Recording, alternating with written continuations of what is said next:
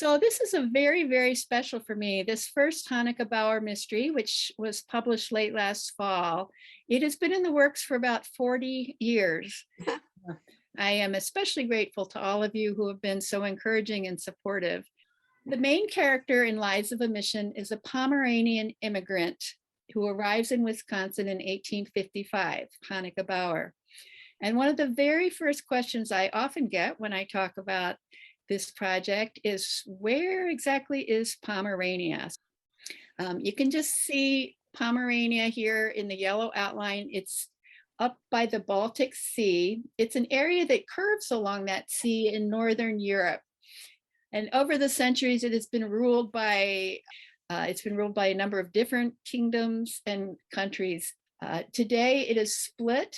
The west part is now in Mecklenburg, Germany, and the eastern part of what we called Pomerania in terms of 19th century history is now part of Poland.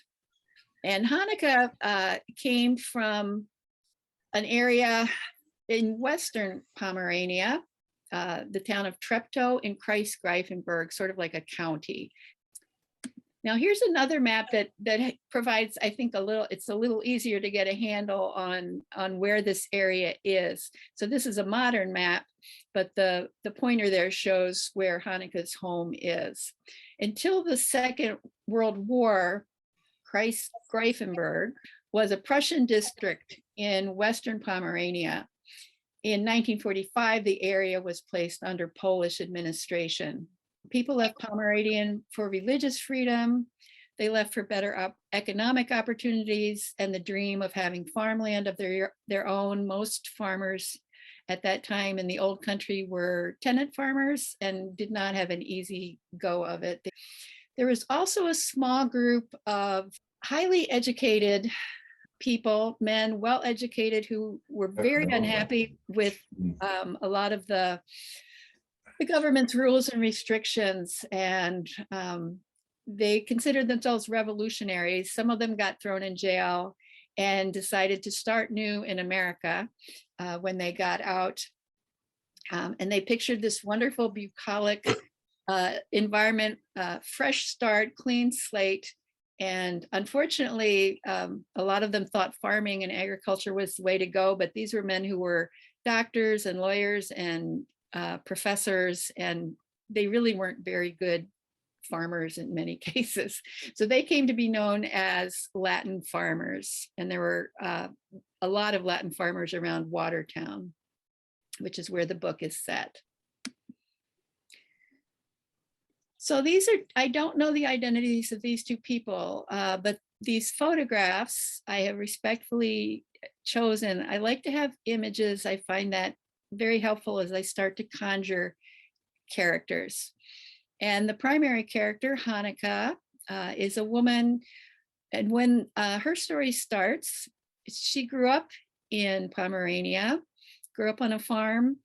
After her parents died, she was forced to move in with a brother and sister-in-law in town. And she's a very capable, intelligent, strong-minded woman. And the whole living arrangement just really doesn't work very well. And she dreams of having a farm of her own, being a wife and mother, and a hearth of her own. And it looked like that might not happen. And then she met a traveler named Fridolin Bauer. Fridolin had already immigrated to Wisconsin and started a farm, and they didn't have very much time to get to know each other. But they decided that they would be a good match and make good partners, and they're both content with that agreement. Fridolin had to get back home to Wisconsin. Hanneke was taking care of her ill mother, and so she wasn't able to travel with him. And it wasn't until some months later that she was able to make the journey. And as all those months went by, she's anticipating finally having a farm of her own. They do marry in Germany, so she's got a husband waiting for her, and she hopes for a big family. So you can imagine a woman like Hanneke, who had never left her home area before, setting off on her own.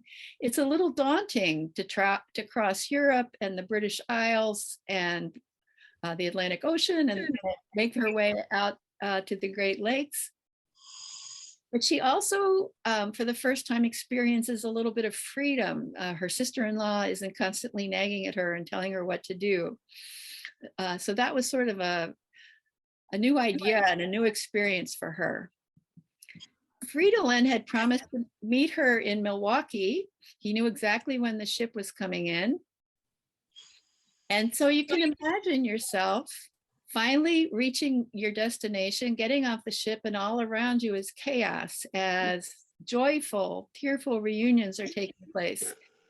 And then little by little, the people start wandering away, heading home or heading to wherever they're going for the night. And there's no sign of Fridolin. So it's a lonely homecoming for Hanneke, and she's not sure, she can't imagine why Fridolin hadn't appeared as promised. Not knowing what else to do, she took a stagecoach, she takes a stagecoach to the town of Watertown, Wisconsin.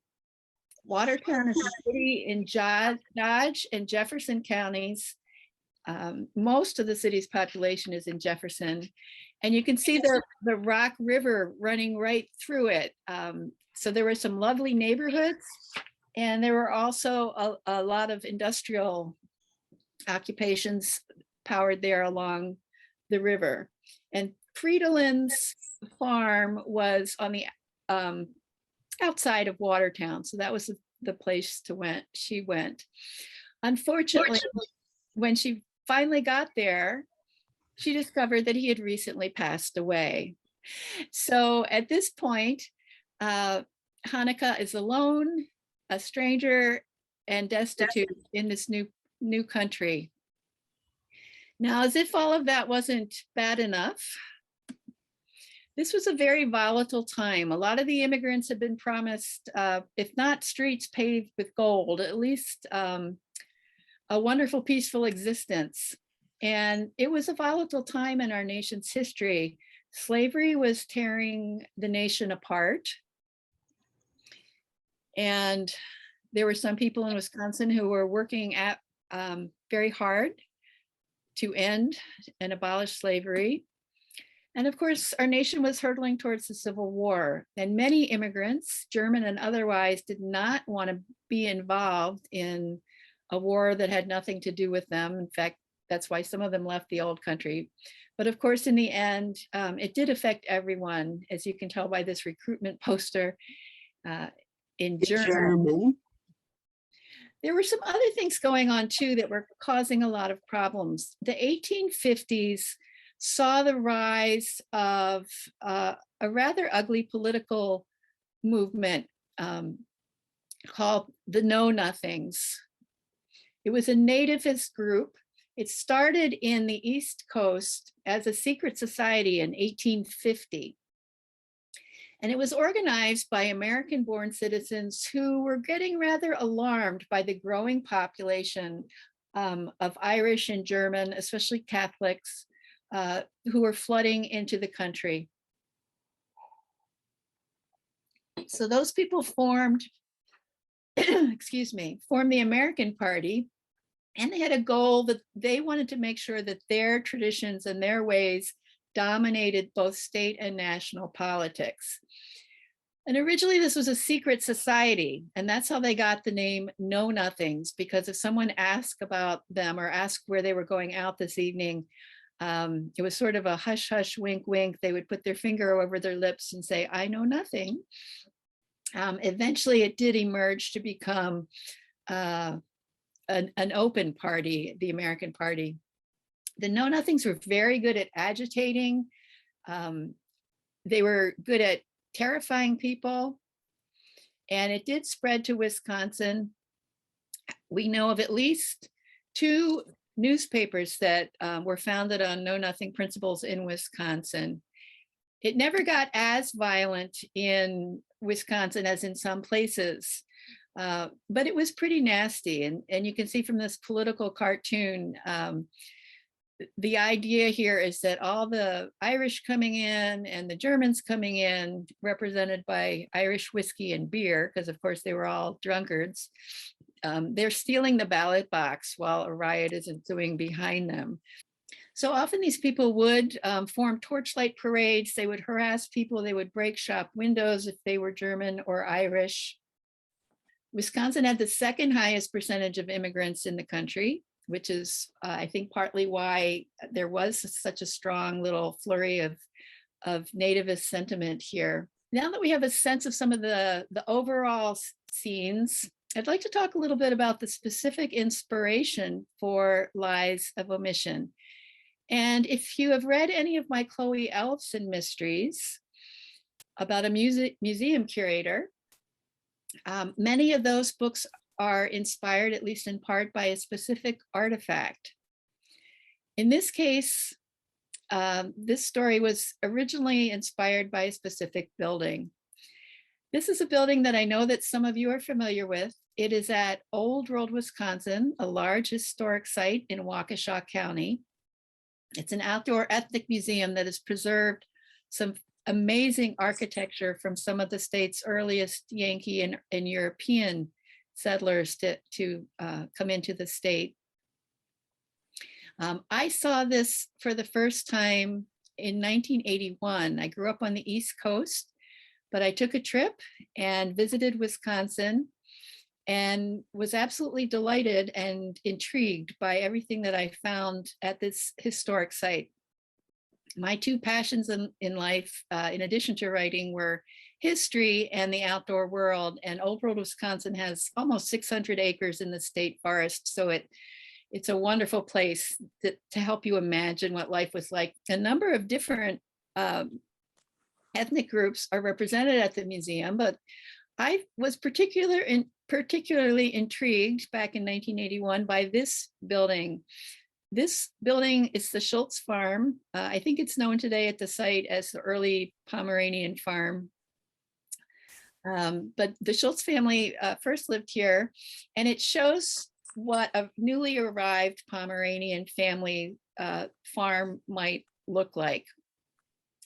I was so intrigued by the whole place that I decided that I would come and work for a season, just one season, just 6 months. And that was almost 40 years ago, I guess. And here I am. But I did come and got a job. And to my delight, my first assignment that first year was to work in the German area. So I spent a lot of time in the Schultz house. And as someone who was already writing historical fiction, although I was not published, it was a perfect training ground for a writer. All of a sudden, instead of trying to read about all kinds of things, practical things that my characters were doing, I got to try my hand at a lot of them. And this was just great training to spend time in one farm as the seasons passed, learning how to garden and do textile work and cook and things like that. And I think that very first summer that I was working there, I thought, I really want to write a story about a Pomeranian immigrant who lived in a house like this. It took me a while to get to it, but I finally did.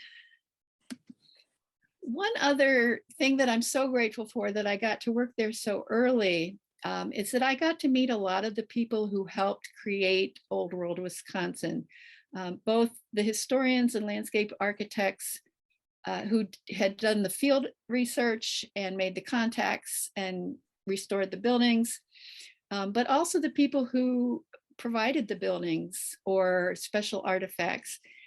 This is a photograph of a man named Otto Hilgendorf, born and raised in Wisconsin, spoke with a German accent because he'd been raised in a German-speaking household. And the building that we're standing in front of is actually at a second Pomeranian farm there at Old World, but that came from his farm. And he loved to come out to the farm and visit and tell us stories. And he gave us one of my favorite recipes, which is a sour cream apple pie recipe that's from his family. And I did put a link to that in the comment section. So hopefully you can find that if you're interested in trying Otto Hilgendorf's sour cream apple pie. which is indeed delicious.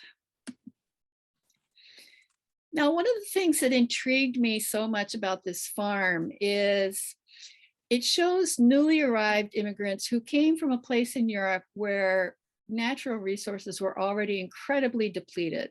There was very little wood, there was very little land, and you can see all of those elements. That's what they brought with them to the New World. The two buildings on the left and in the center of the photo, those are half timbered buildings constructed to preserve on wood. And there were lots of other ways that I'll highlight in just a moment. So they were good stewards of the land. As soon as they got here, sometimes there was a little bit of controversy between American-born people who had grown up with this concept that you can always go west if you run out of land, or if things get too crowded, or the game gets too decimated, just keep moving west. Well, the Europeans didn't want to do that. They wanted to create wonderful, rich farms that would last their children and their grandchildren.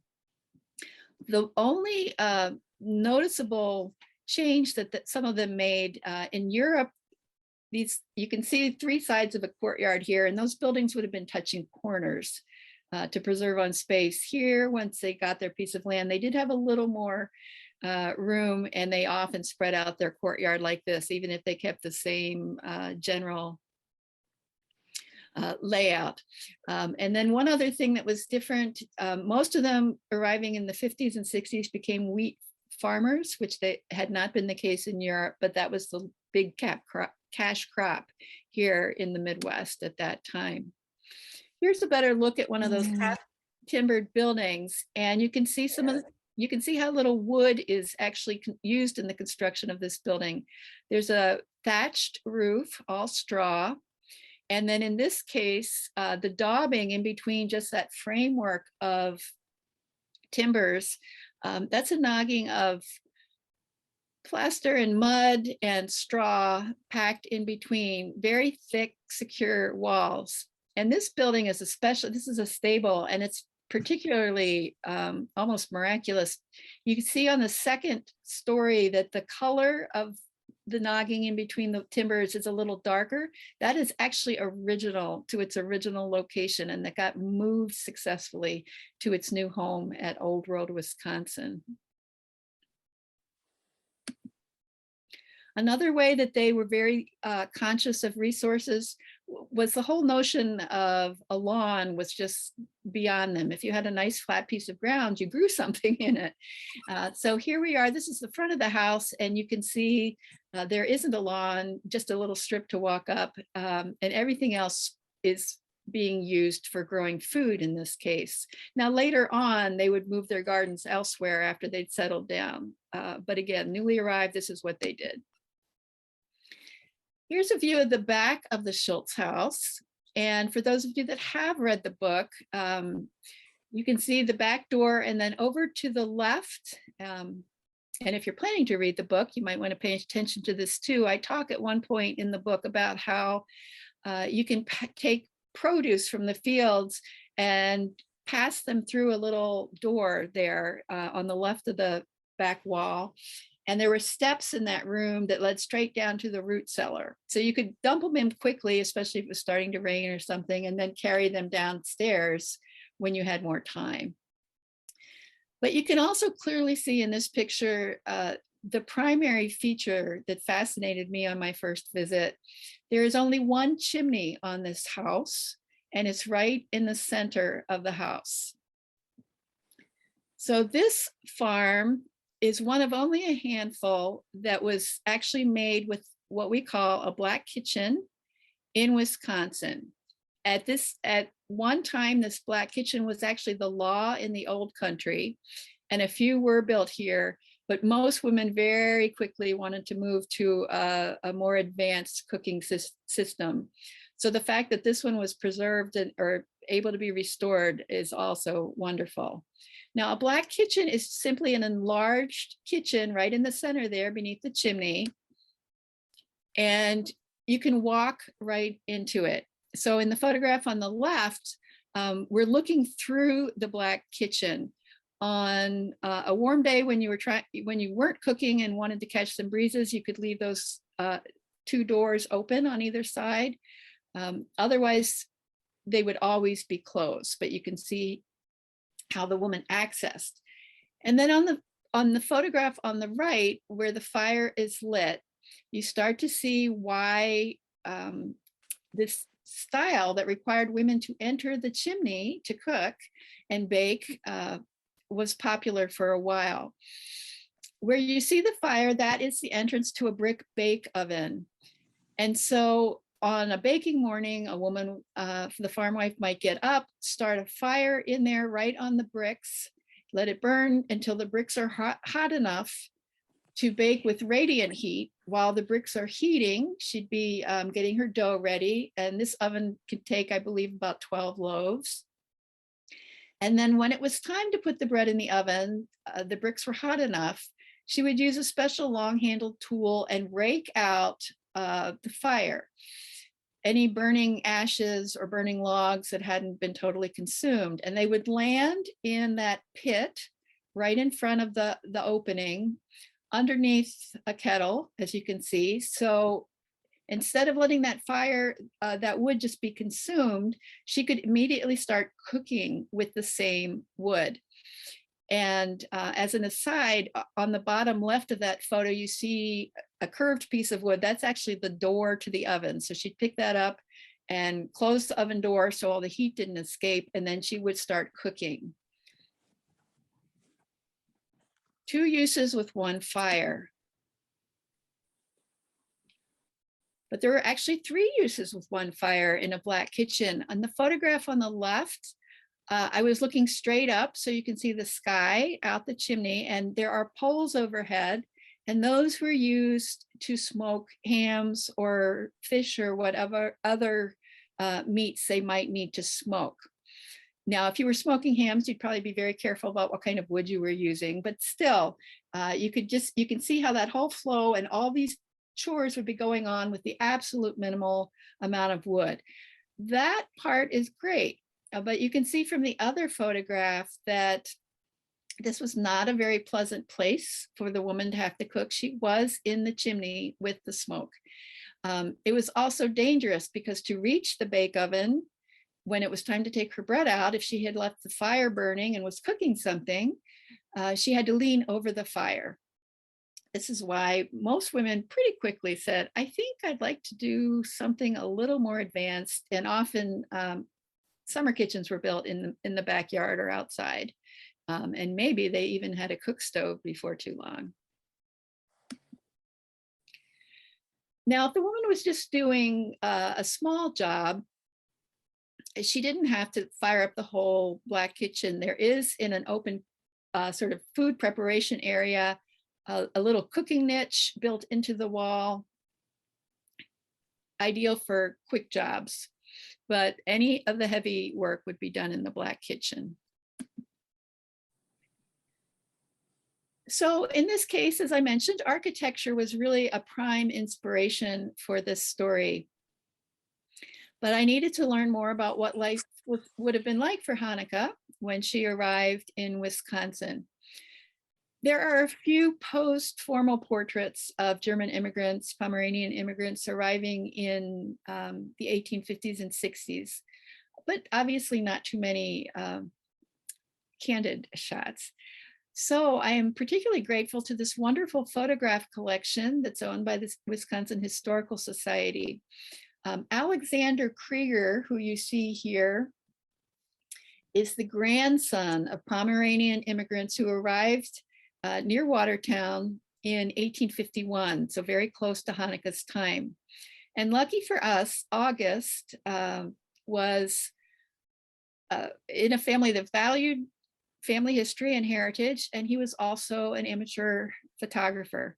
So years later, he and his wife here dressed up in clothing, I think that's his father's meerschaum pipe, and documented what their family members were wearing and some of the earliest tools, baskets, pictures that they used in their early days.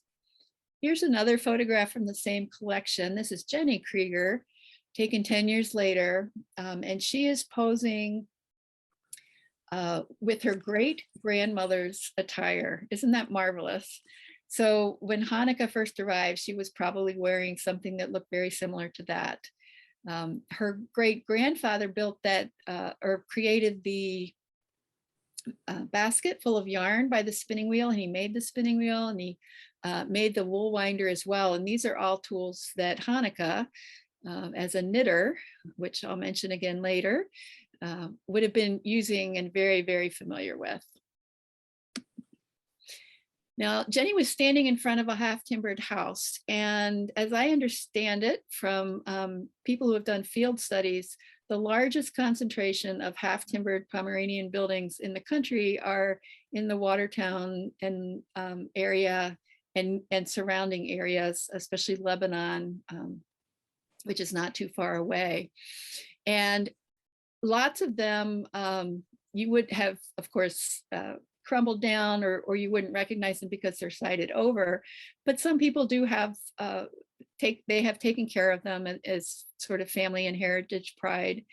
So this is a wonderful building in that area.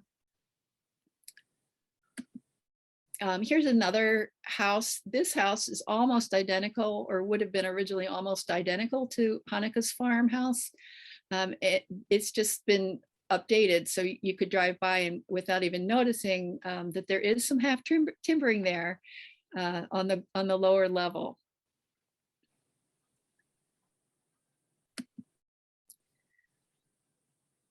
Now, in addition to learning about the farms and farm life and that architecture, I needed to learn about the town of Watertown in 1855, because the book is split between the rural areas outside and then time spent in Watertown.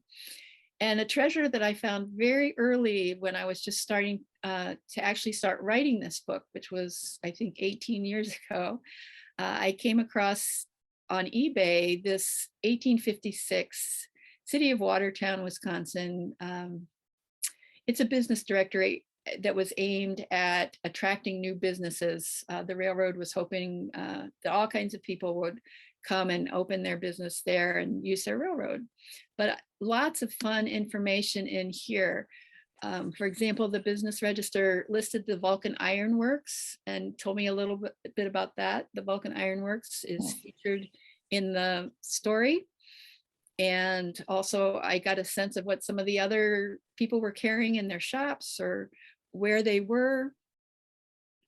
And it has just some sort of general information that was interesting. At the top it says there are many Germans in our city carrying on with their shops and manufacturing different articles on a small scale, which in the aggregate adds considerable to the amount of manufactured articles. And the second notice mentioned that there's no bookbinders in Watertown. And Fridolin Bauer had been a bookbinder. Watertown, I know some of you are very familiar with it, but it's a very gracious, lovely town to visit. And happily, there are many old buildings that are still standing. And this is one that I'm particularly fond of. It's a tavern now. I'm just glad it's there. This was the former Buena Vista House, or as I've read, they called it the Buena Vista House. But this is where some of those Latin Yankee farmers or Latin farmers that I talked about would come in the evening and gather with their friends and speak in the classic languages and pontificate about politics. Evidently, the Buena Vista House and Hotel had a ball alley as early as 1851. There is no better alley that can be found anywhere in the state, according to the owner, William Wiggenhorn. So everyone should come and try it. Now, another publication that was extremely helpful after I get the big picture and I'm starting to write, and I need those little details that will help bring the story, I hope, to life in your imagination. There was a publication called The Wisconsin Farmer that was extremely popular in the 1850s. and had lots of practical information for farmers. And as more Germans moved into the state, there was also an effort to publish a German language version. I'm not sure that it lasted very long, but you can see that on the right side. And just to give you an idea of some of the little gems, you could find everything from recipes for rose drop cookies that women in Wisconsin were making at that time. If you wanted to know how to make boots waterproof, here's a recipe for how to do it. Now, Hanneke's great dream as a farmer is that she wants to develop a herd of merino sheep. This is an illustration of merinos from the Wisconsin Farmer magazine. Merinos have become very popular again because the wool is so warm and so soft. But of course, Hanneke knew that all along and dreamed of starting her own sheep and making her knitting, which she loved, into a little business. Now, at the time, of course, a little aside about knitting, I love featuring textile arts in my stories, and I often do in the Chloe Ellefson mysteries. Knitting, of course, was a very practical art, and most women knew how to knit, especially on farms. And because they had to knit so much, stockings and warm things and everything else, many women knit all the time. They could walk knitting, they could talk knitting, they could knit without looking at it. And they had little gizmos to help them hold the knitting needles while they walked, or keep the yarn in place while they walked.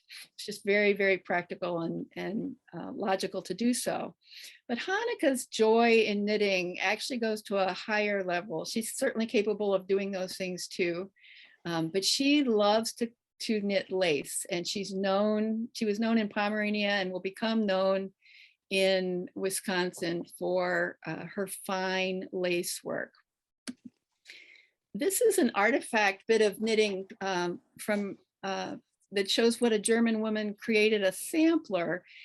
Either she was learning new lace stitches and wanted to just have that she could refer to when starting new projects, or perhaps she was also selling her knitting as Hanneke hoped to do. And a sampler like this could let a potential customer choose what type of lace knitting they might like in their garment. Now, in terms of furnishing Hanneke's home and artifacts, this was the easiest book I've ever written in one way, and that's that I just simply used what I remembered from my time at the Schultz house.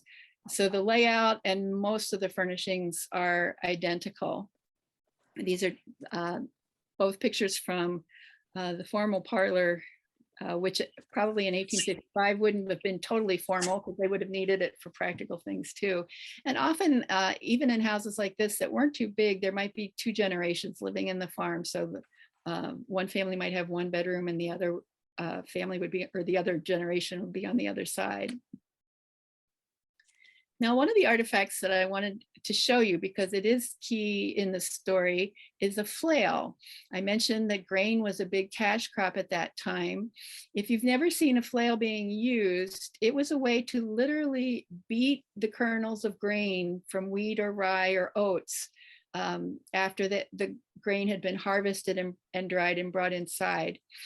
So this is that big frame barn that you saw in the early photos. There's a big drive-through through the barn with this barn has a wooden floor. Sometimes they just had a canvas tarp for a while. And the farmers would spread their grain in a circle, and the flail is the item that you see there in the gentleman's hand. It's got a long handle, and what's pointing up is a short staff, and it's attached by a loop of rope or cord. And so he swings the handle, and that shorter piece just beats continually on the grain as he walks in circles for hours and hours and hours. And we used to do this, I'm sure they still do, but I remember working at threshing time at the farm, and you could hear the thumping from those flails all over the area. I also wanted to mention a thatching tool that I included in the story that you may not have been able to visualize, those of you who have read the book already. When you create a thatched roof. It's made with bundles of straw, and the thatcher at the very end would need to pound all the stubble ends so you had a nice smooth surface. And he would use some kind of a tool with ridges. Everybody had their own style, how heavy they were, how they were shaped. But that's what this tool is. This is a legate. Fortunately, there were many small businesses owned by Pomeranian immigrants or other German immigrants in Wisconsin, and some of their goods have been preserved. And I'm grateful for the museums that preserve those things so that all of us can see them. So this gave me a sense of what a German family at the time, in terms of stoneware, a stoneware churn, and also a baking mold. And I also enjoy just getting as much of a sense as I can of what their culture was like that they brought over. And often I have to read about it, but it's always wonderful when I can participate in some a musical performance or watch a dance performance. And I'm grateful for the people that are keeping those traditions alive as well. So I hope that in Lives of Omission, I've done a creditable and respectful job of portraying what life might have been like in this community. There were so many Pomeranians in the Watertown area and Lebanon area, and many of them had, in the early days especially, had a very hard time of it. And as always, I'm writing from a place of respect, and I hope that it helps all of us remember what some of our forebears endured so that their children could have a better life. So I hope that this has provided a little glimpse of what Hanneke Bauer's world was like. And I'm happy to report that I am working on the second Hanneke Bauer. It's not a standalone. This was the start of a series. So I don't have a pub date yet, but there will be more Hanneke adventures to come. And I always like to reassure people, I am also working on a Chloe Ellison book. I did not quit one to start another. If you enjoy Hanneke's story, and if that's perhaps the first book of mine that you've written, I just wanted to mention a couple of other books that might be right up your alley. Balancing is my first volume of poetry, and the subtitle is Poems of the Female Immigrant Experience in the Upper Midwest from 1830 to 1930. This book came about because I found so many little hidden, almost hidden gems when I was doing research, and sometimes those gems had nothing to do with the story that I was researching, and I saved them up in my mind for years and had great fun shining a little bit of lamplight on those. A Settler's Year is actually nonfiction. I compiled a lot of excerpts from immigrants' diaries and letters, and a wonderful photographer named Lloyd Heath did most of the photography for this book. All the photographs were taken at Old World, Wisconsin. And if you're not familiar with the Chloe Ellison mysteries, I encourage you to give them a try. Chloe Ellison is a curator at Old World, Wisconsin. Where did I get that idea from? And in particular, if you're tuning in to Hanneke's story because you have German heritage or that's a particular interest, you might be interested in the 7th book called A Memory of Muskets. And I did feature the exact same house, but in a modern way in that book. Thank you so much for your encouragement and your support, and particularly for joining me this evening. It means a great deal.